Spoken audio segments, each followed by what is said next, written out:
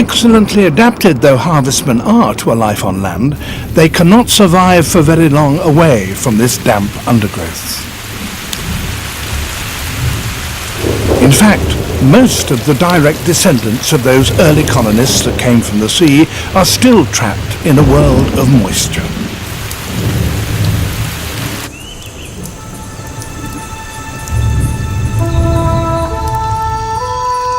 Those with no external skeletons are always in imminent danger of death by drought.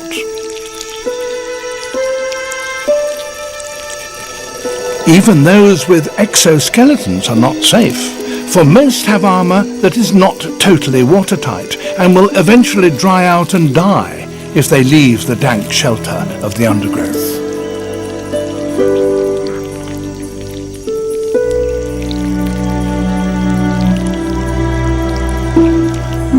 But beyond the reach of the forests, in the centre of continents where little or no rain falls, there is a very different territory, empty and hostile.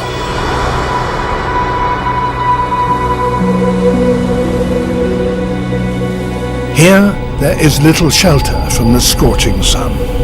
Temperatures rise above 70 degrees centigrade, and there may be no rain whatsoever for years on end.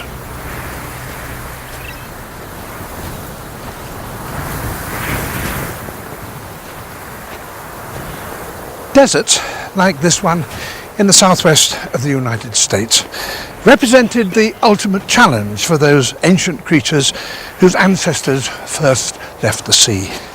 Here, there's virtually no water at all. And yet, those early creatures, the very first to walk on land, reached even here. And they're still around. In order to survive the ferocious heat of the day, they take refuge in little burrows like this, which go quite a long way down into the ground. But I can use this special optical probe to see whether anyone's at home.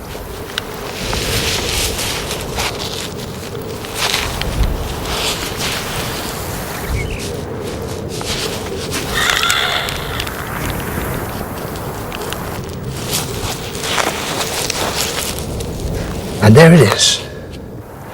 It's a scorpion.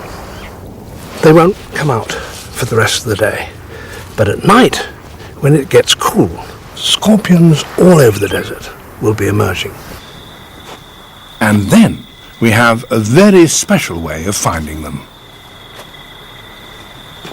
In ultraviolet light, scorpions are magically transformed. They glow with fluorescence.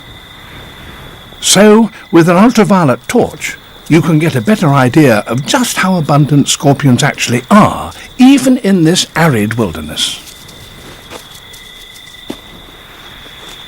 That's because they have managed to develop external skeletons that are virtually watertight. They also have powerful stings and pincers, so getting together to mate could be dangerous. A male looking for a female must be careful. She is powerful enough to kill and eat him. So he begins to dance.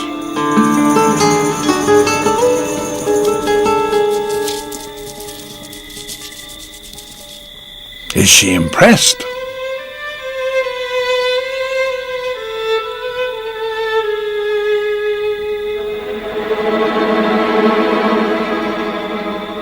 Apparently so, and his solo becomes a pas de deux.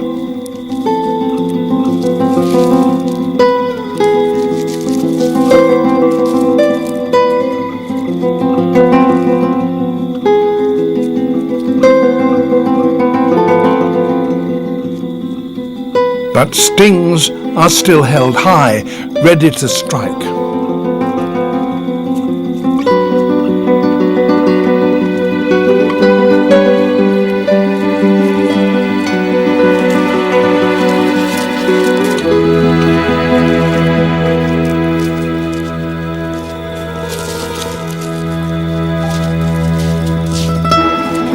She tries to sting him.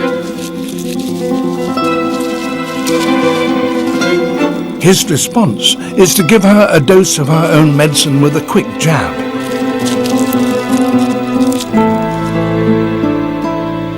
But it's so slight, it merely makes her a little drowsy.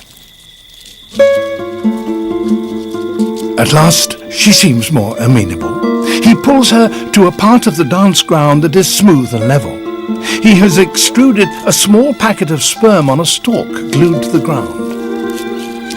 He manoeuvres her so that as she dances, she goes over the stalk and takes the sperm packet up into her body. The nuptial dance is over.